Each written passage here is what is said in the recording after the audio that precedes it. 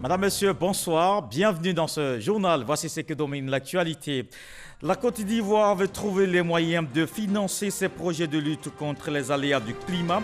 Le ministre de l'Environnement échange avec les partenaires à la COP25 en Espagne, la 25e conférence des Nations Unies sur les changements climatiques. Joseph Sekaseka a eu plusieurs entretiens avec des porteurs de projets à Madrid. L'opération Grand Ménage se poursuit. Les populations ont invité à s'approprier cette initiative d'assainissement de leur cadre de vie. Pour ce mois de décembre, c'est la ville d'Alépé qui accueille l'événement. Plusieurs quartiers nettoyés, les initiateurs appellent à adopter un comportement éco-citoyen. Une manifestation d'ampleur à Hong Kong pour marquer les 6 mois de la contestation. Les militants pro-démocratie sont descendus dans les rues ce dimanche. Ils réclament des réformes démocratiques.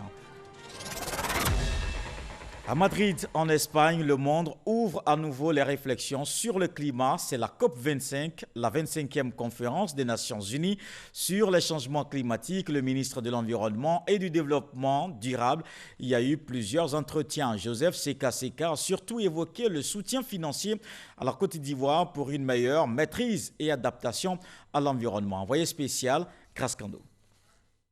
Le ministre de l'Environnement et du Développement durable multiplie les audiences ici à la COP25 à Madrid en Espagne. Le professeur Joseph Sekaseka a reçu une ONG internationale dénommée Éco-Village. Elle fait la promotion des initiatives écologiques locales. On estime qu'il y a peut-être des villages qui pourraient avoir besoin de notre expertise, notre expérience. On a pu vraiment initier une discussion. Il y a eu beaucoup de questions très intéressantes. Et des expériences aussi qui sont menées sur place, des projets qui sont menés, qui sont très inspirants pour nous aussi. Le ministre Joseph Sekaseka a aussi échangé avec les responsables de Aotogo, un bureau de facilitation et de collaboration chargé de créer des opportunités d'affaires entre les pays et une structure française qui lutte contre les changements climatiques avec des méthodes biologiques par la plantation de bois de bambou. C'est une technologie qui est complètement en rupture par rapport aux technologies d'assainissement classiques.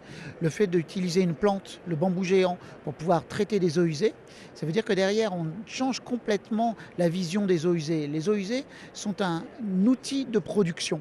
Nous nous servons des eaux usées pour produire de la biomasse de bambou, ce qui fait que ça donne finalement une utilité, un rôle à l'assainissement. La mobilisation des ressources financières a été aussi évoquée au cours de ces différentes audiences. Nos interlocuteurs nous ont écoutés. Nous avons abordé surtout, je le répète, les questions de financement. Ils ont prêté une oreille attentive et nous pensons que dans les semaines à venir, des actes vont être posés dans le sens d'aider la Côte d'Ivoire à poursuivre son effort pour la maîtrise des aléas des changements climatiques. La Côte d'Ivoire, à l'instar de tous les pays en développement, souhaite que les pays développés honorent leur engagement pris lors de la COP21 à Paris, qui consiste à mobiliser plus de 500 milliards de francs CFA chaque année afin de soutenir les efforts d'atténuation et d'adaptation de la lutte contre les changements climatiques. Et puisqu'on parle de financement, parlons à présent de la bourse. D'ailleurs, qu'est-ce que c'est? Le ministère de l'économie et des finances vulgarise la pratique. Il a organisé une formation au profit des 81 entreprises du portefeuille de l'État. Il y a des avantages d'une admission à la cote de la bourse. Les précisions de Jean-Jacques Kwame. La bourse est un lieu de financement pour les entreprises, les États et les collectivités, mais également un lieu de placement. Cependant, les entreprises du portefeuille de l'État ne profitent pas des opportunités et avantages liés à l'admission à la cote de la Bourse régionale des valeurs mobilières. Le portefeuille de l'État aujourd'hui compte exactement 81 entreprises, parmi lesquelles très peu sont présentes à la Bourse régionale des valeurs mobilières. Or, l'État fait la promotion de cet instrument qui est un instrument sous-régional. Peu de gouvernements africains ont utilisé le canal de la bourse pour réaliser leur privatisation en y associant les populations. Or, l'une des principales sources d'alimentation de la bourse, ce sont les privatisations des entreprises publiques. Ces opérations vont permettre aux 81 entreprises du portefeuille de l'État d'encourager l'actionnariat populaire, d'améliorer la gouvernance et de réduire le risque systématique. Pour les représentants du ministre de l'Économie et des Finances, l'État va continuer d'apporter son appui au marché financier. Le gouvernement ivoirien se tient aux côtés des acteurs du secteur financier pour une réforme en profondeur de ce secteur. Il ne ménagera aucun effort pour soutenir et accompagner des initiatives innovantes comme celle qui nous réunit ce jour. Cette rencontre qui a duré une demi-journée a réuni les administrateurs et dirigeants des entreprises du portefeuille de l'État ainsi que plusieurs acteurs du marché financier de l'Union économique et monétaire ouest-africaine. Des experts appellent à un changement des pratiques agricoles. Il vient de se tenir à Abidjan la 4e semaine africaine de la vulgarisation de l'agriculture. Le secteur privé appelé à soutenir le secteur agricole, il doit jouer le rôle de fourniture de conseils et de services. Des détails avec Jean-Luc Bambou. Un secteur privé beaucoup plus impliqué dans la fourniture de services et conseils agricoles à travers notamment l'appui au renforcement des capacités des petits producteurs. Secteur privé qui en retour tirerait profit des marchés des intrants ou de la rémunération de ces services. Un schéma que privilégient les experts du monde agricole réunis à la faveur de cette table ronde. Il faudrait qu'aujourd'hui nous puissions revenir à l'industrialisation et donc arriver à structurer nos marchés et pour que ces marchés-là soient vraiment menés par le secteur privé. Donc il faudrait en fin de compte que cela soit dans l'agenda du secteur privé et que ce soit le secteur privé qui puisse arriver à piloter cela. Il est important de pouvoir renforcer les capacités des exploitants agricoles. Parce que le problème que nous avons constaté, c'est que les exploitants agricoles ne faisaient que faire des ventes de façon individuelle. Mais à ce niveau, il faut que ces personnes se mettent d'abord en groupe et qu'en groupe, ces personnes puissent faire leurs ventes. Au total, les experts plaident pour une synergie entre le secteur privé et les producteurs pour la valorisation des produits agricoles, une professionnalisation des services de conseil agricole et un accroissement des investissements dans le secteur rural. Fin d'une autre rencontre internationale à Abidjan, la 14e réunion régionale africaine de l'OIT. Le travail décent au cœur des échanges. Les 500 participants africains ont donné des solutions. Il s'agit entre autres de la justice sociale et la prise en compte des acteurs du secteur informel. Mamadou Kwasi. Le rideau est tombé sur la 14e réunion régionale africaine de l'OIT. Une clôture qui met fin à la célébration du centenaire de cette organisation du système des Nations Unies. La rencontre d'Abidjan a permis d'arrêter plusieurs décisions importantes pour les travailleurs africains, mais aussi pour les employeurs et les gouvernants. Aujourd'hui, l'économie africaine est en grande partie dominée par le secteur informel. Des résolutions importantes viennent d'être prises par rapport à cette économie-là pour que l'économie informelle devienne formelle. Les Africains veulent bâtir un avenir du travail fondé sur la justice sociale, tout en mettant l'homme au centre des actions. Le ministre Pascal Kokou Abinan, président de cette 14e réunion régionale, soutient que les Africains veulent faire du travail décent et de l'emploi productif une réalité pour la jeunesse tout en développant les compétences et les technologies. La déclaration d'Abidjan que nous venons d'adopter est une feuille de route et je pense que l'OIT, avec tous les participants, nous ferons tout pour mettre en œuvre cette feuille de route pour l'avenir du travail décent en Afrique. Le directeur général du BIT, Bureau international du travail, félicite les gouvernants, les employeurs et les travailleurs africains pour leur détermination à aboutir à un travail décent sur le continent. Il y a pris d'investissement dans le travail, les emplois de demain. Nous savons tous que l'Afrique, c'est surtout un continent jeune. Votre jeunesse a besoin d'opportunités de travail décent. Nous considérons qu'ici à Abidjan, avec cette déclaration, nous avons pris un pas important. Ces résolutions issues de la 14e réunion régionale africaine seront soumises au 338e conseil d'administration du BIT qui se tiendra en mars 2020 à Genève, avant la conférence internationale du travail. Après Abidjan, les 500 délégués sont donnés rendez-vous dans 4 ans pour faire le bilan de ces décisions. Alépée a abrité l'opération Grand Ménage de ce mois de décembre. Plusieurs quartiers de la ville nettoyés. Les populations invitées à s'impliquer dans la propreté de leur cadre de vie. L'objectif est de susciter un comportement éco-citoyen. Le reportage de Jeanna Toubé. De l'enthousiasme, de la bonne humeur et de l'ambiance. Autorités administratives, élus et des bonnes volontés sortis de tous les quartiers d'Alépé ont pris du plaisir à participer à la propreté de la ville. À la tête de cette opération ponctuelle dans le cadre du Grand Ménage, une forte équipe du ministère de la Salubrité et du Développement durable. Plusieurs endroits de la ville d'Alépé connus pour être réservoirs d'insalubrité ont été nettoyés et les caniveaux curés. Depuis une décennie, on a des difficultés pour ce qui est de comment collecter les ordures. Aujourd'hui, cette initiative est vraiment la bienvenue. Cela va nous permettre de sensibiliser la population, de parler à notre population pour au quotidien rendre la vie d'Alépé propre et saine. L'opération Grand Ménage à Alépé a bénéficié de la présence des étudiants membres de l'UNESI. Un élan de solidarité et marque de civisme de ce syndicat qui milite en milieu étudiantin en faveur d'un cadre de vie propre et sain.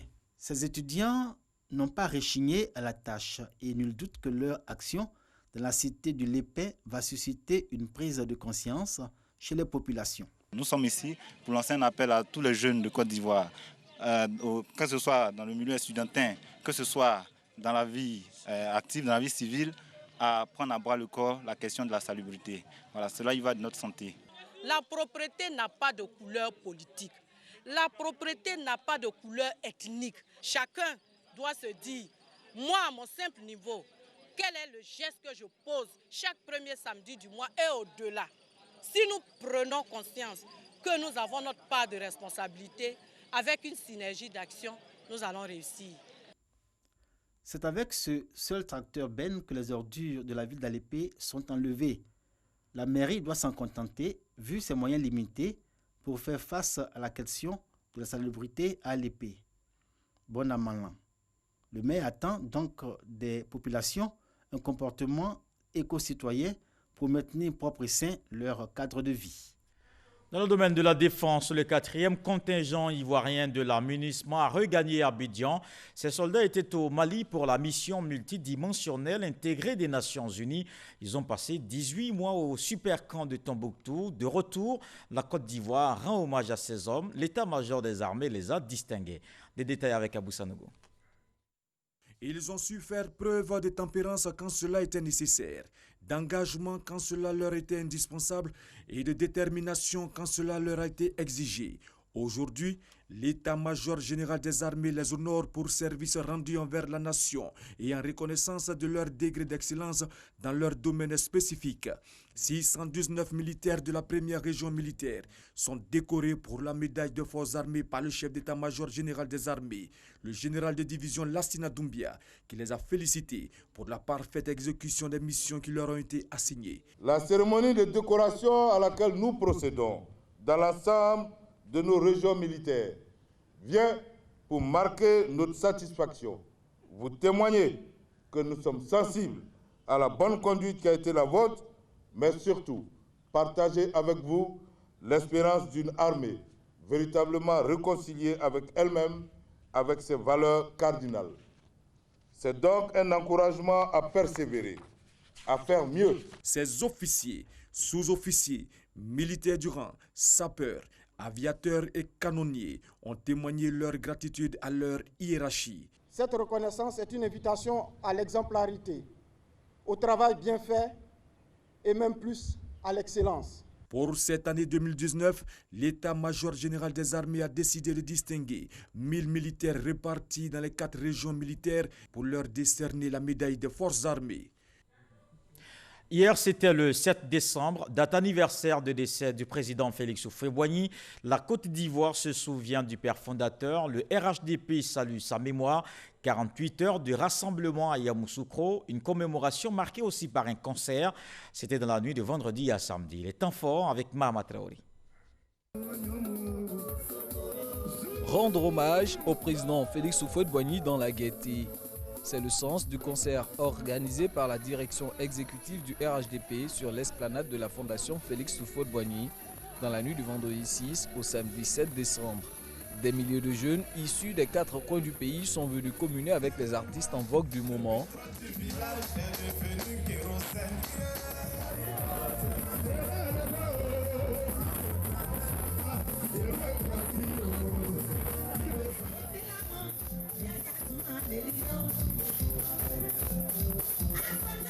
Cette bonne ambiance n'occulte pas toutefois l'image que garde ce public du père de la nation, même pour les plus jeunes qui ne l'ont pas connu. Depuis l'état Covid, je ne suis jamais arrivé à Yamoussoukro. C'est aujourd'hui seulement qu'il s'est arrivé ici. C'est mon président. Il avait mieux pour nous. Il avait pour nous aller à grand-père. Nous sommes là pour montrer à l'opinion internationale et nationale que la Côte d'Ivoire est un pays de paix. Que nous sommes fiers de cette paix-là. Et nous allons continuer dans ce sens parce que c'est ensemble, avec tous les fils et filles de ce pays, que nous pouvons avoir la paix dans cette Côte d'Ivoire. Ça me fait tellement plaisir que depuis matin, je suis pied pour venir rendre hommage à mon grand-papa Félix Houphouët-Boigny. Toute la nuit, les militants du RHDP ont chanté et dansé.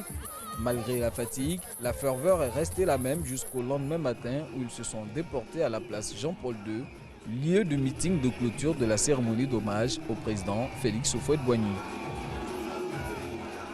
Dans l'actualité politique, je vous emmène dans le nord du pays. Le coordonnateur RHDP de la région du Poro échange avec les populations de Sirasso. Sylvie Cagnon a parlé de la nécessité de la paix, de la cohésion sociale et surtout du développement. Il a exhorté les cadres de Sirasso à l'union. Kwadio Kwame. À l'appel du vice-président du Sénat, Sylvie Cagnon-Augustin, par ailleurs coordonnateur régional du RHDP, région du Poro, ils sont sortis nombreux, les militants et sympathisants du RHDP avec à leur tête les cadres du Kafing. Ces militants de base ont réservé un accueil des plus chaleureux aux messagers du président de la République. Dans la pure tradition Sénoufo, un peuple qui a les pieds enracinés dans la tradition et la tête dans la modernité. À la mairie de Sirasso, l'envoyé du président de la République a relevé les actions de développement entreprises et en cours de réalisation avant d'inviter le Toukafing à la réconciliation, à la paix et à la solidarité pour un nouvel élan et pour le développement de Sirasso. Nous avons été instruits par le Premier ministre, chef du gouvernement, de venir parler à nos populations et de faire l'état des lieux, présenter les réalisations du gouvernement aux populations. Vous savez, il est bon de réaliser, il est aussi bon d'exprimer ce qui a été fait, que chacun soit témoin. Vous avez vu les ouvrages, des engins, la voie qui est en train de se faire. Vous avez également vu presque les 90% des villages sont électrifiés. Augustin Cagnon a surtout exhorté les cadres à l'union pour mener le seul combat digne d'être mené afin d'insuffler une dynamique de développement au terroir commun. La paix précède même le développement. Et que tant que les cadres de cette cité ne sont pas unis, il sera difficile que la région se développe.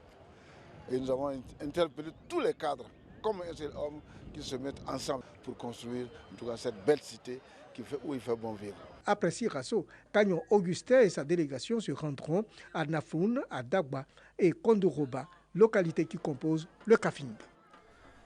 Fraternité Matin à 55 ans. Le quotidien célèbre l'événement demain lundi. Vénance Conan, le directeur général du groupe, était l'invité de Hamza Diaby. C'était dans le cadre du Dimanche Magazine. Il a fait le bilan de toutes ces années et évoqué les perspectives. Je vous propose un extrait.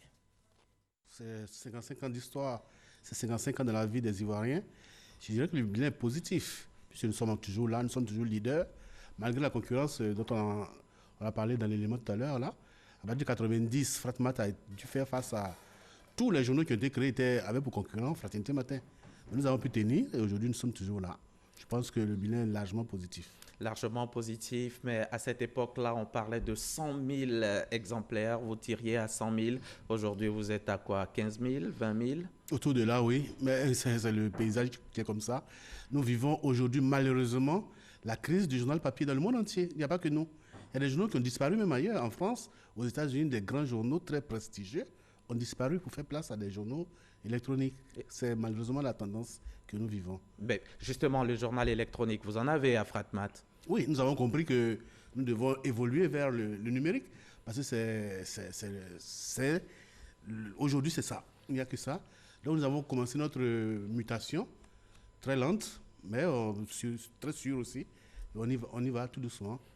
Et en fait, ces 55 ans que nous célébrons, c'est un peu l'occasion pour nous de faire à la fois ce bilan-là et voir les perspectives. Il n'y a pas que le numérique, mais il y a aussi la diversification. Vous avez vu les machines qu'on a acquises. Parce qu'il faut savoir que Fraternité Matin, ce n'est pas qu'un journal. C'est tout un groupe de presse. C'est une imprimerie. On fait l'édition des livres. etc. Donc c'est tout cet ensemble-là que nous devons redéployer et en tenant compte de tous les facteurs dans lesquels nous vivons aujourd'hui. Et on parle du sport comme facteur de cohésion sociale. Un tournoi de football organisé à Zoukougbe, c'est dans la région du Haut-Sassandra. Le mouvement Génération Gagnante veut ainsi contribuer au renforcement du vivre ensemble. Mamadou Kwasi.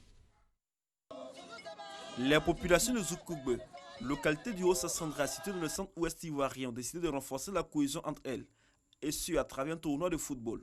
Un tournoi qui a regroupé les jeunes de plusieurs villages de ce département.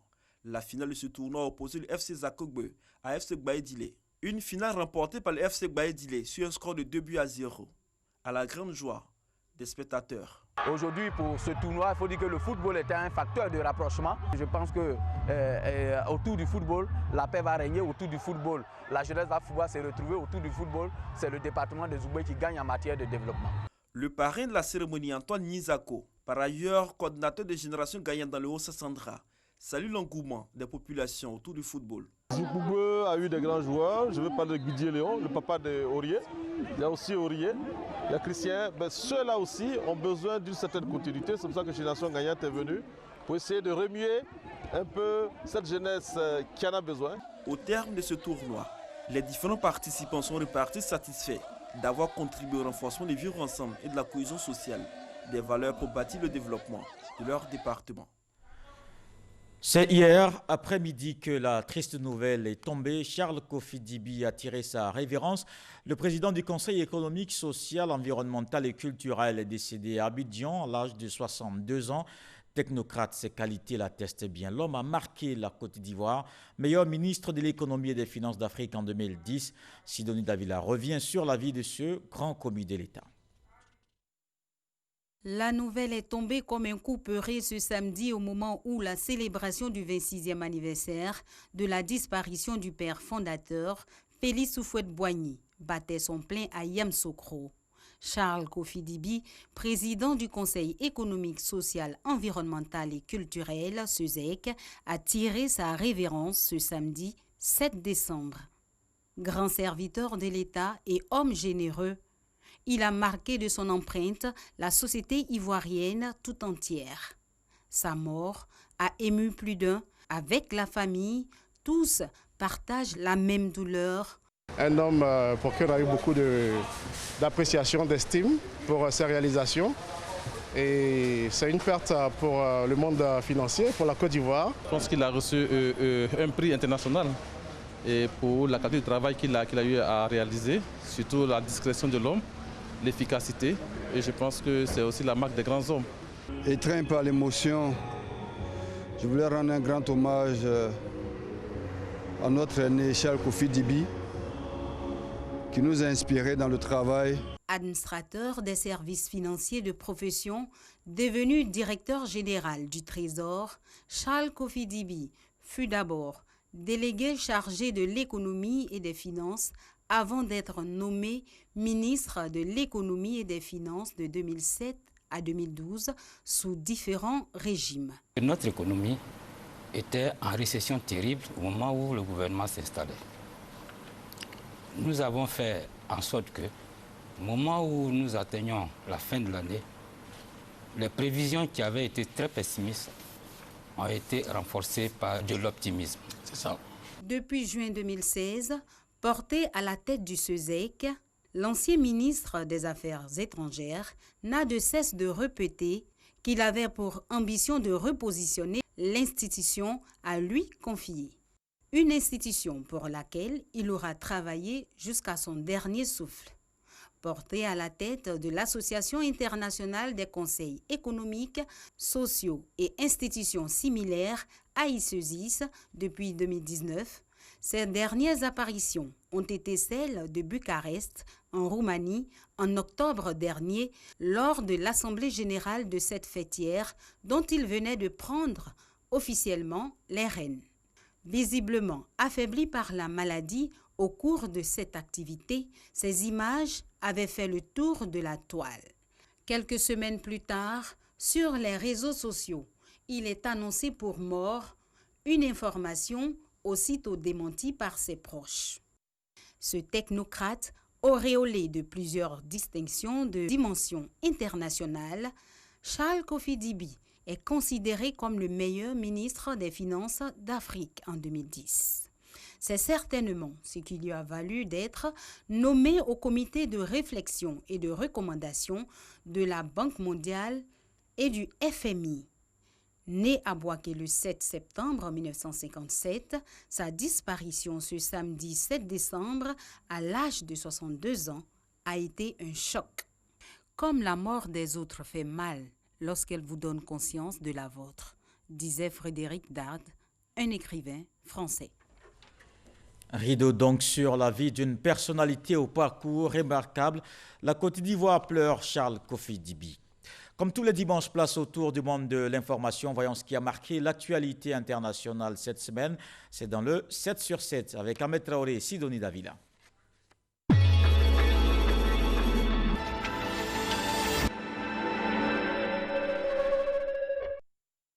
Le président français Emmanuel Macron présidait la cérémonie d'hommage national aux 13 soldats français décédés au Mali après la collision entre 2 hélicoptères lors d'une opération de combat contre les djihadistes lundi dernier.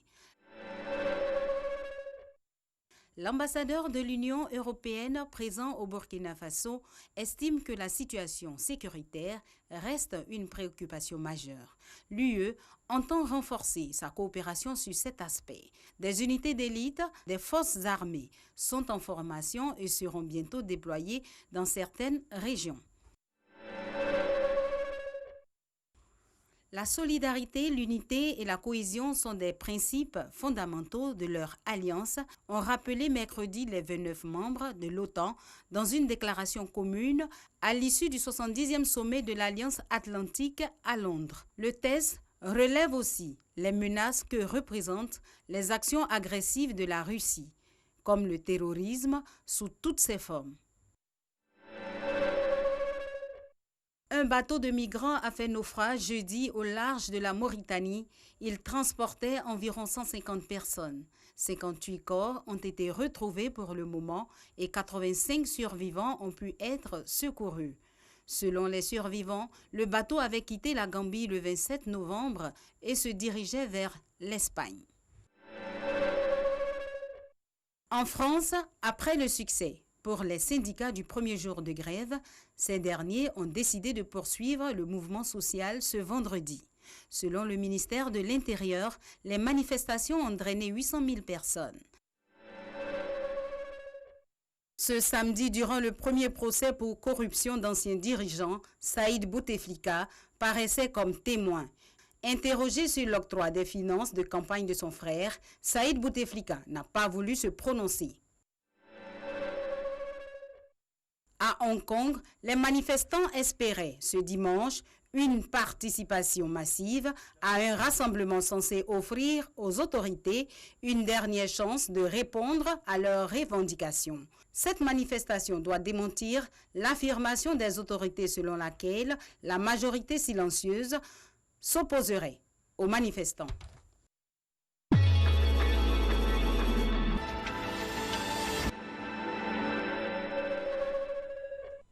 Ce journal est terminé. Merci de l'avoir suivi. Demain, retrouvez Marine Cognan. L'actualité à suivre aussi sur nos plateformes www.rti.ci et rti.info. Je vous souhaite une très bonne semaine.